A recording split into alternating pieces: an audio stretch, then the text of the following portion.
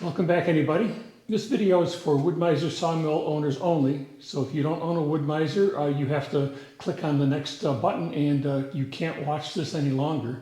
So thank you for joining us so far, and hopefully we'll see you on the next one.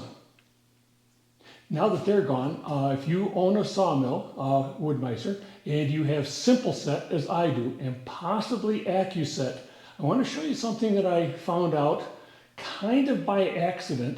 And I think if you had the same problem I did, which I don't have anymore, you'll be able to figure out what your problem is and get it fixed like I did. So you're wondering what the problem is, and I'll tell you. It had to do with my simple set. When I would move the saw blade from one position to the next, it would creep a little bit. For example, if I wanted to go on the 4/4 mark and I lined it up perfectly with a 4/4 mark, by the time I moved it 4, 5, 8 times, it wasn't on that mark anymore. It was close, but for me, not close enough.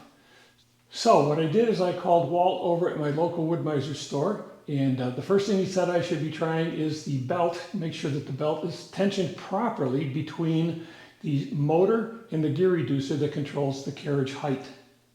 I did that, and it felt to me like it was tight enough. But just to be safe, I tightened it a little tiny bit more.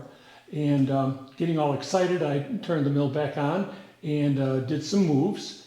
And no improvement at all. As a matter of fact, it was a little bit worse after I was done with that. Not a lot, but enough to be noticeable. I started looking at the belt and the pulleys and everything else, thinking that, well, maybe there's a little bit of buildup of something slippery on the pulley that's allowing the belt to slip a little bit. And you'll see what I'm talking about in a moment.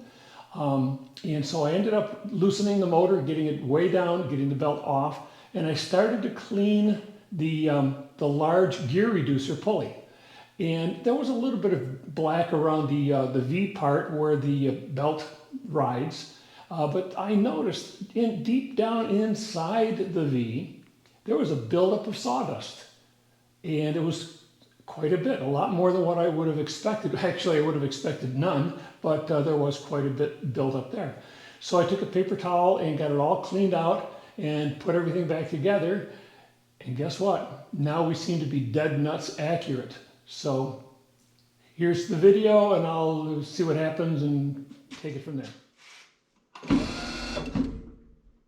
I've set up simple set to move 7/8 of an inch each move. That's the distance between each of the 3/4 marks. By the time the saw head is indexed approximately 8.5 inches, we're off just over 1/16 of an inch. This is the pulley that's attached to the gear reducer that raises and lowers the saw head. The gray box on the left is a shaft encoder that sends the relative saw head height back to the simple set computer. It's at the bottom of the groove here where I found the buildup of sawdust. For the final test, I'm using the inch scale, and I'm incrementing 1 inch per move. I haven't seen the simple set this accurate in many, many months. I thought you might find it interesting to see how the motor moves the saw head up and down, so I included a little bit of video showing that. To ensure a consistent, precise movement, simple set drives the saw head below the set point, stops, then raises the saw head to the target set point. Just like that.